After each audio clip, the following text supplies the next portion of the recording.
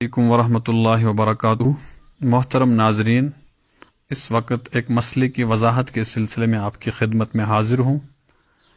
مسئلہ اہم ہے اور اس کا تعلق ہماری آخرت کے ساتھ ہے۔ وہ ہے مال کمانے کے لیے حلال ذرائع کو اختیار کرنا، اس کی حوصلہ افزائی کرنی ہماری ذمہ داری ہے۔ اس لیے میں عموماً اپنے ساتھیوں سے یہ گزارش کرتا ہوں کہ اپنی تجارت کو بڑھائیں، اپنے کاروبار کو بڑھائیں۔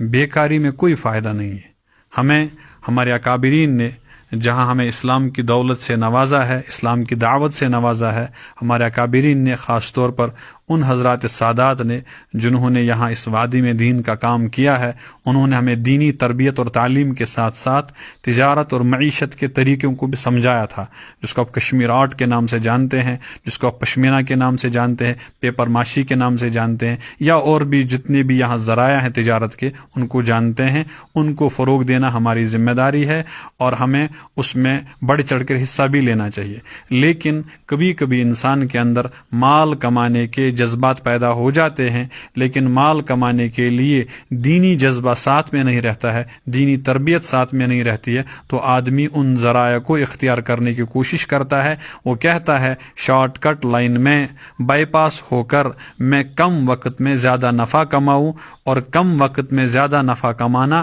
اس کو دوسرے لفظوں میں آپ کہہ سکتے ہیں جوا۔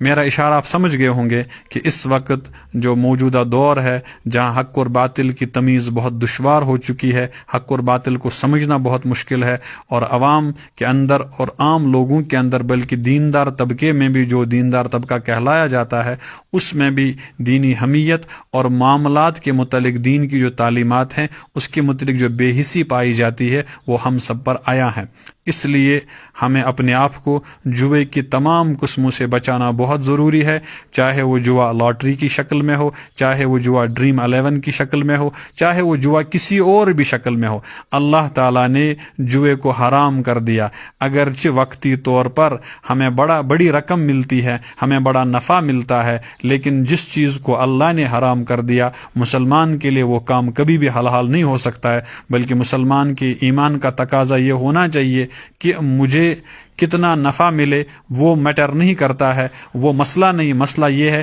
کیا میرا اللہ اس عمل سے راضی ہے یا نہیں ہے۔ اس لیے جو حضرات ڈریم 11 میں مشغول ہیں اور اپنا سرمایہ وہاں خرچ کرتے ہیں، اور معمولی سرمایہ خرچ کرنے کے بعد بڑے سرمایے کی امیدیں رکھتے ہیں، ان سے گزارش ہے کہ اللہ کے لیے اس سے واپس آ جائیے، اس لیے کہ اللہ نے جب میسرہ کا نام، میسر قرآن کریم میں، اور قمار اس کو اردو میں کہتے ہیں، آپ اس کو جوا سے تعبیر کرتے ہیں، اہل عرب کو بھی منع کر دیا تو قرآن کریم میں ہے، اس میں اللہ نے منع کر دیا کہ نہ تو منشیات کا استعمال کرو، نہ اس کا کاروبار کرو۔ اس لیے خدا را رمضان کے ایام میں بھی اس وبا سے اپنے آپ کو بچائیے، اور اس وبا سے اپنے آپ کو، اپنی عیال کو ہمیشہ کے لیے بچائیے۔